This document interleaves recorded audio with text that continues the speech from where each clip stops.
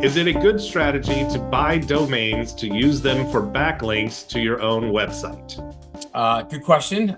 So there's two things in there I don't have the details on, but one is if you are buying old domains, which a lot of people was doing for a while, they would find a domain that maybe got let go, had some history, maybe had some backlinks to it already.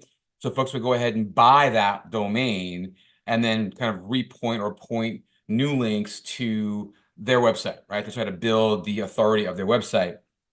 And it worked for a long while, actually. See, a lot of people would do this. They'd go find a domain, had some good domain authority.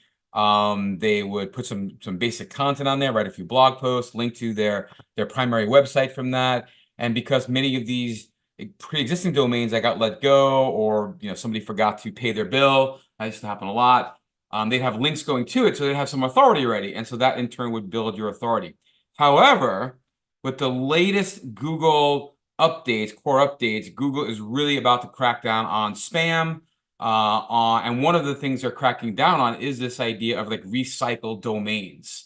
So if you're grabbing a domain and like the domain used to be about trucking, and now it's about Viagra, for argument's sake, it's not going to be any good. And the links where they're coming from are not going to be very valuable.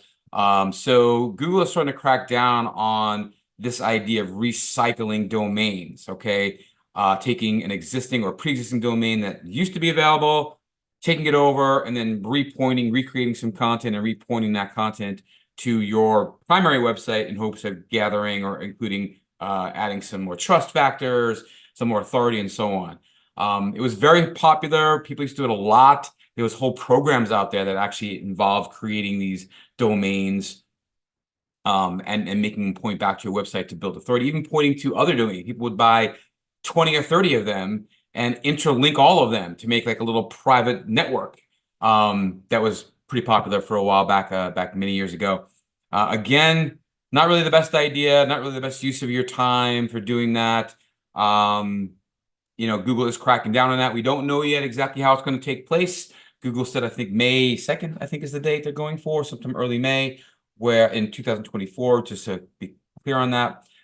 So we'll see. We don't know if it's going to have a major impact or not. The goal in Google is to remove some of these domains or to lessen their impact on the sites that are kind of using them as a cheat, which is basically what it is. It's a cheat, okay?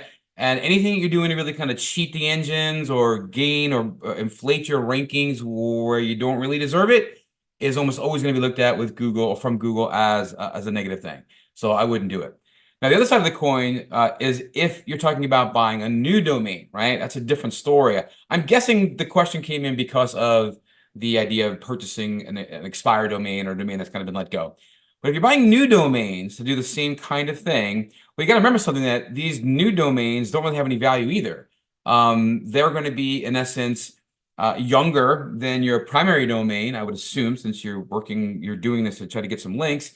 And it becomes another business in essence, right? That website has to have its own links, its own content. It's got to maintain its own, let's say, Google business profiles or social media profiles and so on regular content updates. So, you're just basically starting another business. And I would say you're going to be a lot better suited going out, trying to find some really good link partners for your primary domain, creating some really great content on an ongoing, continuous basis, making sure that you're sharing that content out in your social channels, maybe sharing it on Twitter and tagging people in Twitter or X, excuse me, and trying to get them to like your stuff or retweet stuff, whatever it may be.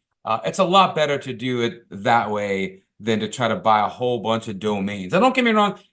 Good to have other domains in your pocket, so that if you're going to advertise something, you can give a specific domain. If you wanted to make something more easily trackable, let's say in the offline world, you can give, like I have a domain called Call Steve Scott. I haven't used it for anything yet, but if I was going to do something like, let's say, a mailer, and I wanted to say Call Steve Scott, I can say use callstevescott.com, and anybody that goes to that website, I know they came in because of the mailer.